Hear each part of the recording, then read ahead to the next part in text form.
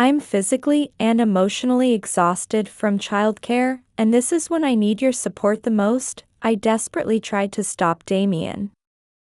I'm at my wit's end listening to Sage cry every night. Besides, isn't it the mother's job to raise children? I can do whatever I want. Damien had the nerve to say such things. How cruel. Going on vacation by yourself at such a difficult time. I'll have fun without you. Damien laughed as he threw these words at me and hurried out with his luggage. I tried to chase after him, but I couldn't because I heard Sage crying from the back room. Overwhelmed with sadness and misery, I broke down crying right there. I haven't been working all this time just to support this deadbeat husband. I wanted to build a life together, supporting each other as a couple. But it seems Damien has no intention of working anymore. On top of that, he casually took my credit card from my wallet and used it like it was his right. I'm sick of being taken advantage of by someone as sneaky as Damien. I pulled myself together and started thinking about how to make things most difficult for him. My name is Glenna, and I'm 34 years old. I've been working continuously at a major corporation since I joined. I met my husband Damien at a bar I often visited after work. He was working there as a bartender. Damien is 6 years younger than me, currently 28. He was handsome and friendly, always listening sympathetically to my work complaints. Before I knew it, I looked forward to going to Damien's bar after work. Eventually, we started dating, but my parents opposed our marriage. They tried hard to convince me to date someone from my company instead. But I was determined. Right after we got married, Damien helped with various household chores. Since his work started in the evening, he would do the laundry and cleaning while he was home during the day. Glenna, you're busy, so I'll make dinner today, Damien would say, showing consideration for my hectic schedule. When I came home, Damien's cooking would be laid out on the table. I felt genuinely grateful that I had married him. However, about 6 months into our marriage, Damien started to change. The trigger was my pay stub. One day, Damien happened to see my pay stub on the table and said, "Hey, Glenna. Do you really make this much?" Damien stared intently at the stub with a surprised expression. True, I had never told Damien exactly how much I made monthly. I knew you earned quite a bit, but I never imagined you made this much. I work on my feet all day and barely make anything. Damien muttered discontentedly to me while clasping his hands behind his head. Then one day, Damien suddenly said to me, "I quit my job." What? I was shocked. He quit his job without consulting me, his wife, at all. Honestly, my earnings are nothing compared to your salary, and I figured we could live on just your income. I'll focus on the housework, so you can throw yourself into your job. I was speechless. Actually, that day, I wasn't feeling well and had just confirmed with a pregnancy test from the pharmacy. The result was positive. I had planned to tell Damien about the pregnancy that day. Actually, I'm pregnant. What? Damien seemed very surprised by this sudden news. I found out today with a test. I'll have to take maternity leave for a while, so I'm a bit worried about you quitting your job. I honestly shared my concerns with Damien, despite my confusion.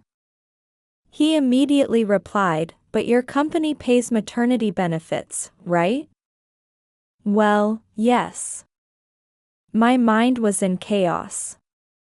Even after telling him about the pregnancy, Damien showed no signs of joy and only kept asking how much money I would receive from the company during maternity leave. Damien insisted, "I'll take care of all the housework. I'll take care of the baby too. You just need to focus on bringing home your salary." Though his words might sound kind, something didn't sit right with me. I was aware of the income gap between Damien and myself. But I never imagined I would end up supporting Damien completely. I could feel my distrust in him growing. Hospital tests confirmed that I was indeed pregnant. I worked hard until just before my maternity leave while battling morning sickness. Meanwhile, Damien became a house husband and was always at home, but he gradually stopped doing housework. When I came home from work, the house was a mess. Dirty dishes piled up in the kitchen, left unwashed. Though Damien said, "Welcome home," he lay on the sofa and wouldn't move from his phone. "I'm home." "Damien, what about dinner?" "I already ate at the local diner." "Sorry, but you can heat up some frozen food." Damien said this while pointing to the freezer.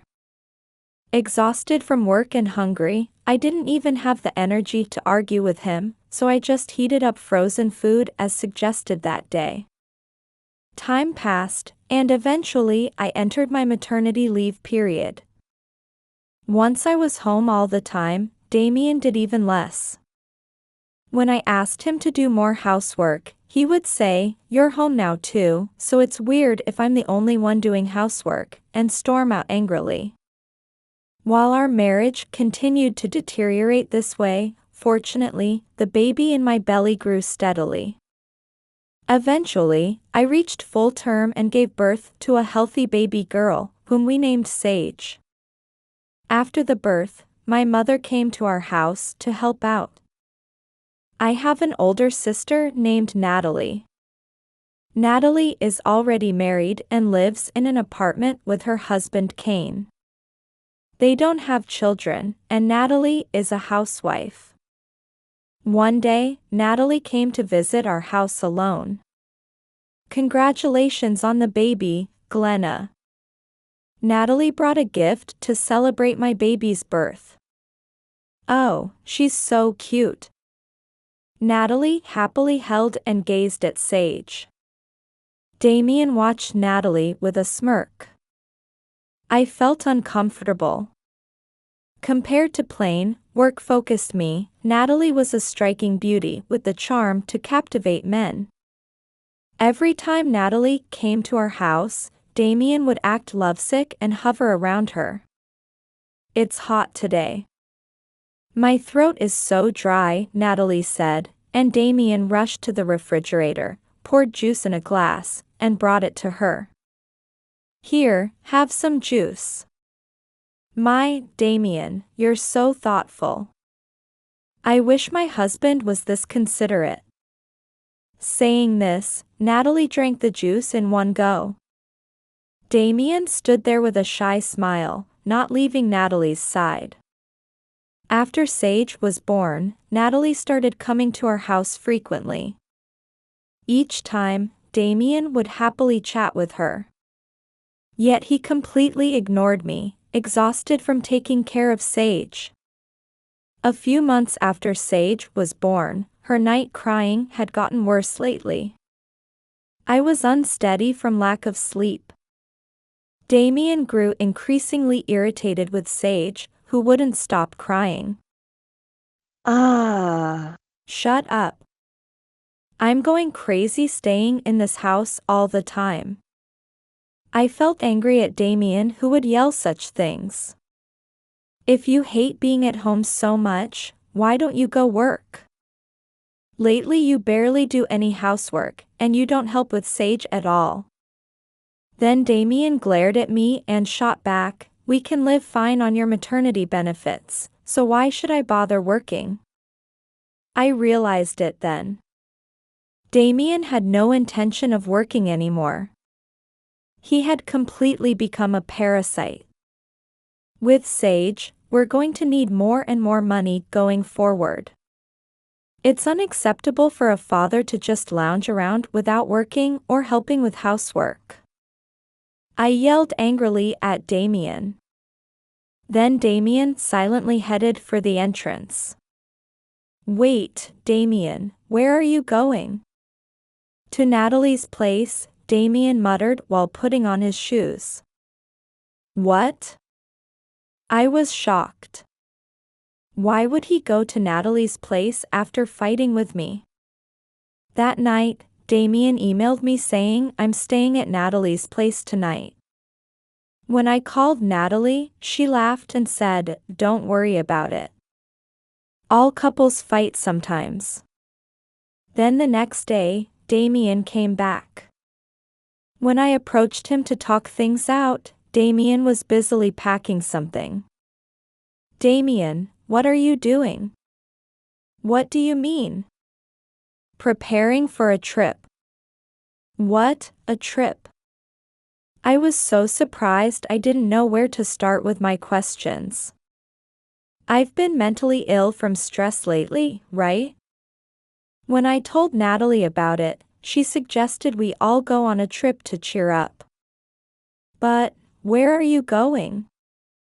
Canada. We're going to eat lots of good seafood and stuff. We'll be gone for 2 nights and 3 days. My head was spinning from this sudden development. Don't tell me you're going just with Natalie? I asked anxiously. Of course not, Kane's coming too, Damien answered with a laugh. I'm physically and emotionally exhausted from childcare, and this is when I need your support the most. I desperately tried to stop Damien. I'm at my wit's end listening to Sage cry every night. Besides, isn't it the mother's job to raise children? I can do whatever I want. Damien had the nerve to say such things. How cruel. Going on a trip with Natalie and them at such a difficult time. I'll have fun without you. Damien laughed as he threw these words at me and hurried out with his luggage. I tried to chase after him, but I couldn't because I heard Sage crying from the back room. I immediately called Natalie. Sorry. But everyone needs a break when they're mentally drained, right? I checked and found some available seats, and we managed to get round-trip tickets. Kane can take 3 days off work, so we're going on a quick trip to Canada. Oh, the taxi's here to pick us up. Bye. Wait, Natalie. Natalie hung up before I could finish talking. I stood there dumbfounded for a while, but then something occurred to me. Damien doesn't have any money of his own, so how does he plan to go to Canada? I had a sudden realization and checked my wallet. It wasn't there. My credit card that should have been in my wallet was gone. My company provides gold cards to employees and covers the annual fee. That card had disappeared from my wallet. I called Damien. Damien. You took my gold card without permission. I just borrowed it while you were in the bathroom. We're actually in the Gold Card Members Lounge at the airport right now. We're about to have some champagne. Damien answered in a relaxed voice. Taking someone's card without asking is theft. I shouted angrily. Ha, theft. I've been living off your income anyway, right? Using your credit card is just doing what I always do. No need to get so angry about it. See ya. With that, Damien hung up. I couldn't believe it. Next to me, Sage started crying again. Looking around the house, it was cluttered and messy, with things scattered everywhere. I was exhausted from constantly taking care of Sage. Yet here was Damien, going on a trip to Canada with Natalie and them. This is ridiculous. I broke down crying, feeling utterly miserable. That's right, I should contact the credit card company and request to cancel the card. I hurriedly looked up the company's contact information. But wait. I thought for a while. Then I decided not to make the call. For these 2 days, I'll let him freely use the card.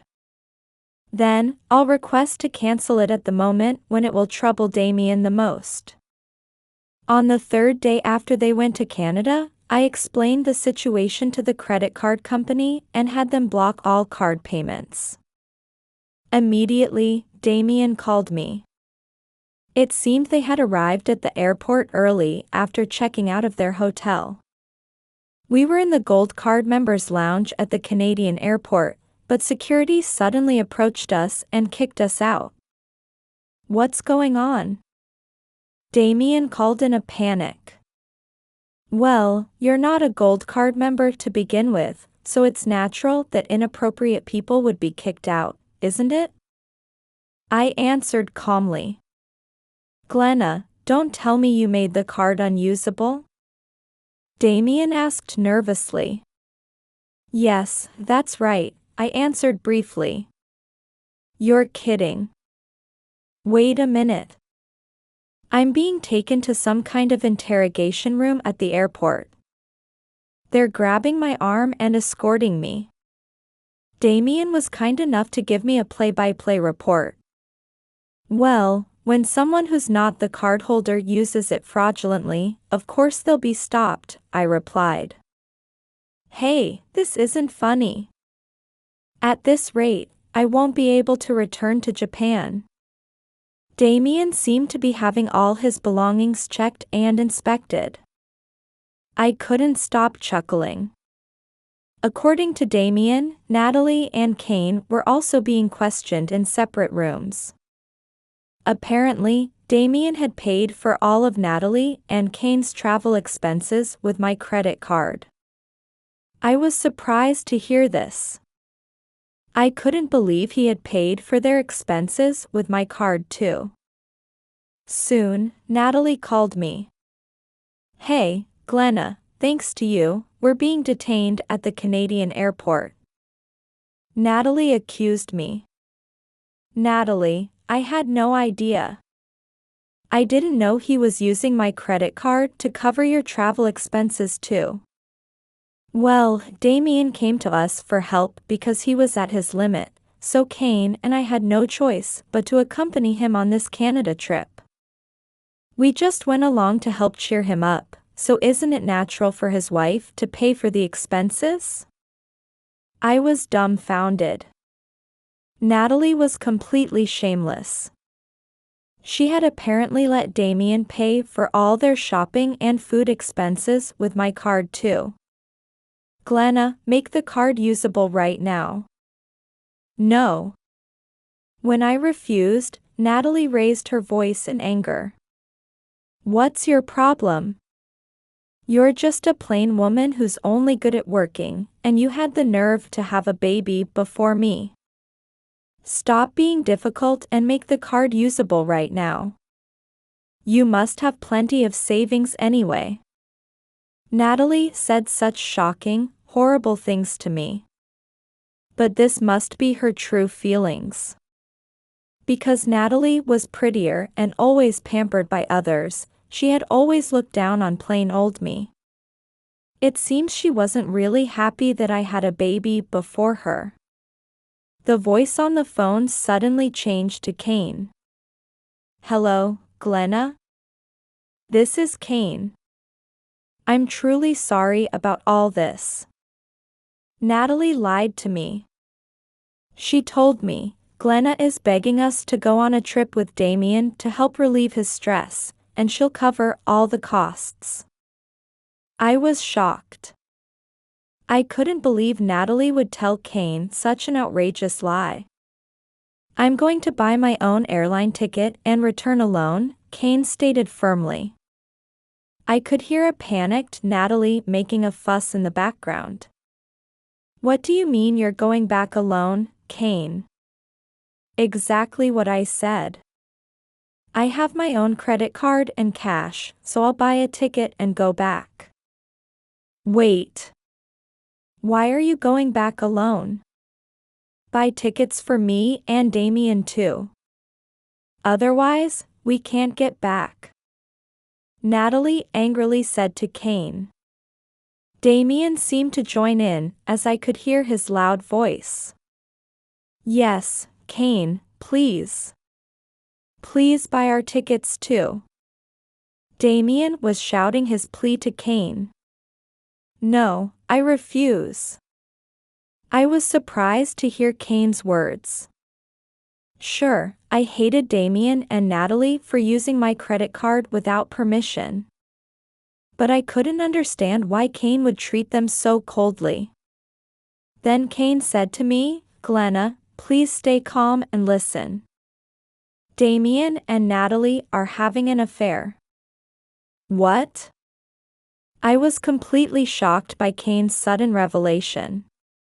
Apparently, Kane had recently become suspicious of how close Natalie and Damien had become. One day, when Kane returned from work, he smelled the cologne that Damien always wore and thought it was strange. The scent had even drifted into the bedroom, which made Kane suspicious. However, he didn't have definitive proof of their affair. When they invited me to go on this Canada trip with them, I thought, I'll pretend I don't notice anything and go along, then catch them in the act of their affair.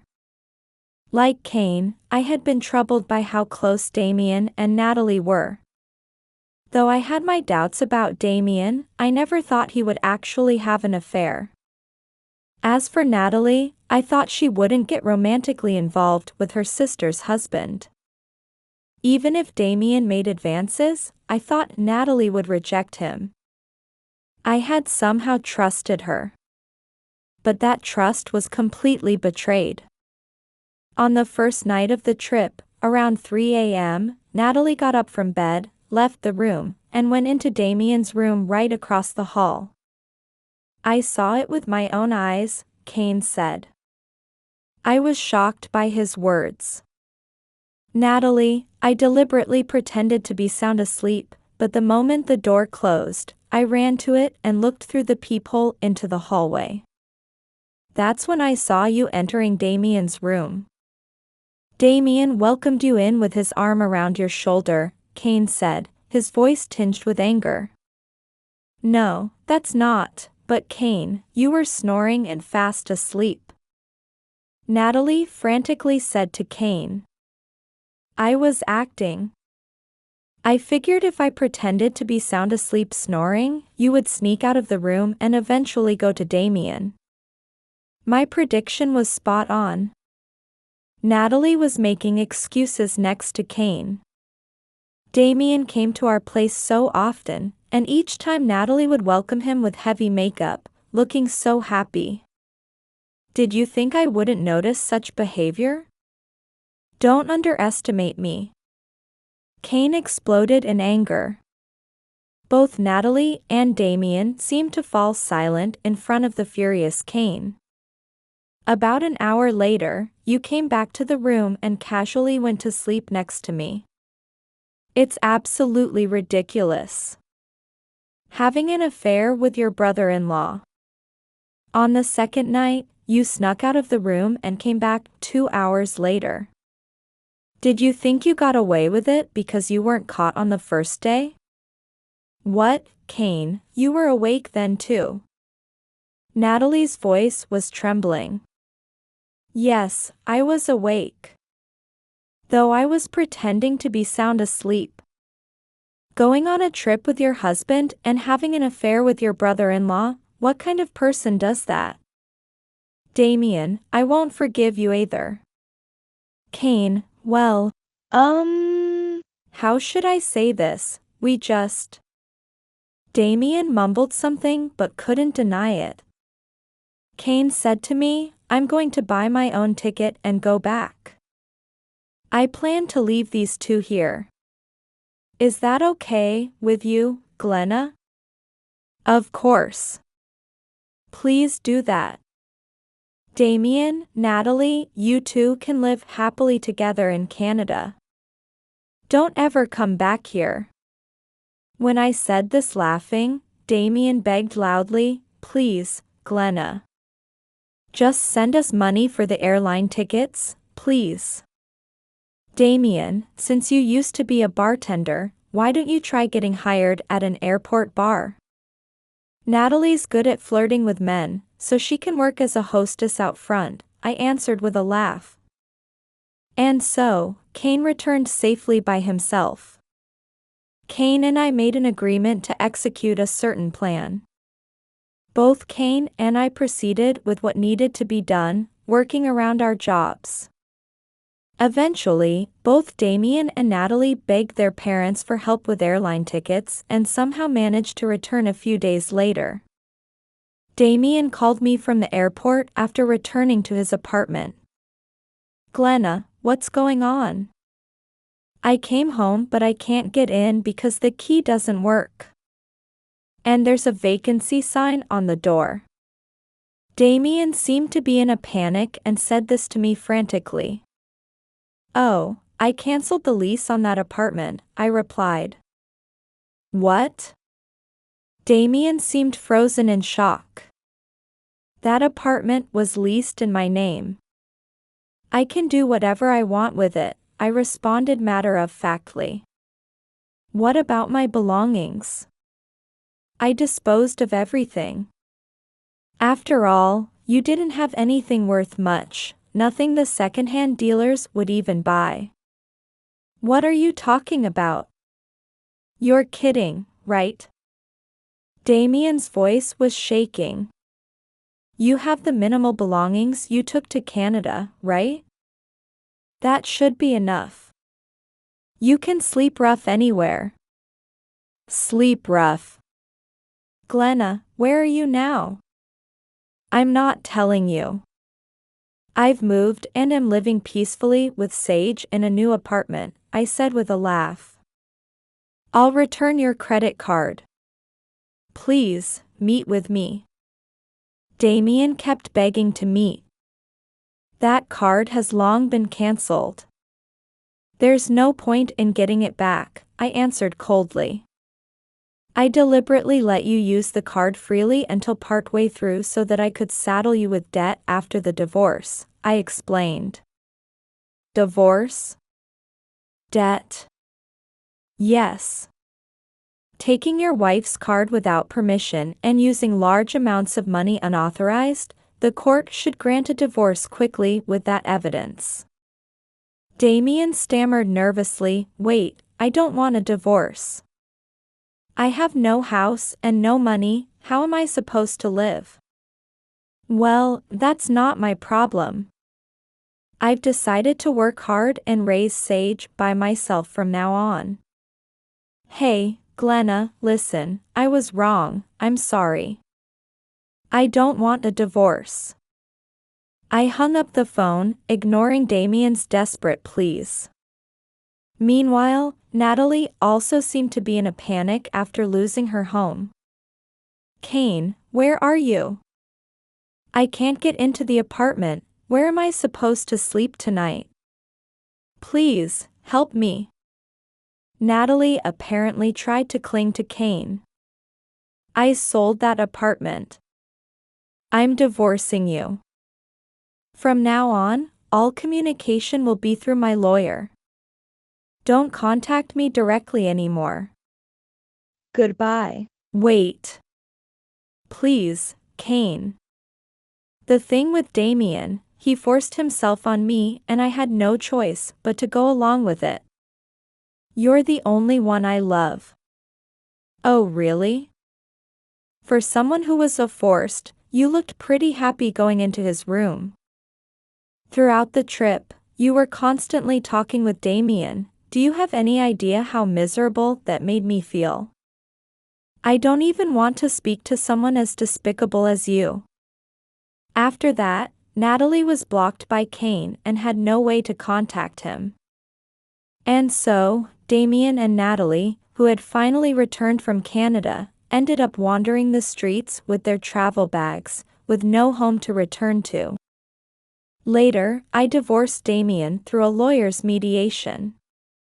I demanded compensation from both Damien and Natalie. Damien was also ordered to repay all the money he spent using my credit card. Kane and Natalie also divorced, and he demanded compensation from both Natalie and Damien. Damien and Natalie, both abandoned, apparently found a place to live together. It was a rundown apartment building about 40 years old. Damien wandered looking for work but couldn't find employment easily. He ended up doing day labor jobs at construction sites and moving companies. Meanwhile, Natalie also tried to find work to earn income, but having been a housewife all this time, she had trouble getting hired. Eventually, she started working at a pub. However, Damien became furious, saying, "Stop working in a job serving men." Natalie shot back, "Weren't you a bartender before?" and it escalated into a huge fight. Though they were so attracted to each other during their affair, after a vicious exchange of insults, they now apparently live separately. Both have become completely worn down, living lives without money or hope. As for me, I got custody of Sage and started life as a single mother. I applied for and was granted childcare leave from my company, so I can raise Sage in a financially stable situation. When it's time to return to work, I plan to put Sage in daycare and manage somehow with my mother's help. Currently, Sage is growing healthily every day. I take Sage in the stroller to the nearby park and live peacefully while interacting with people in the community. Though there are many challenges, I intend to fully enjoy this precious, unhurried time with Sage that I'll never have again. And when I return to work, I'll do my best to earn a good income again. That's what I think as I spend my days with Sage.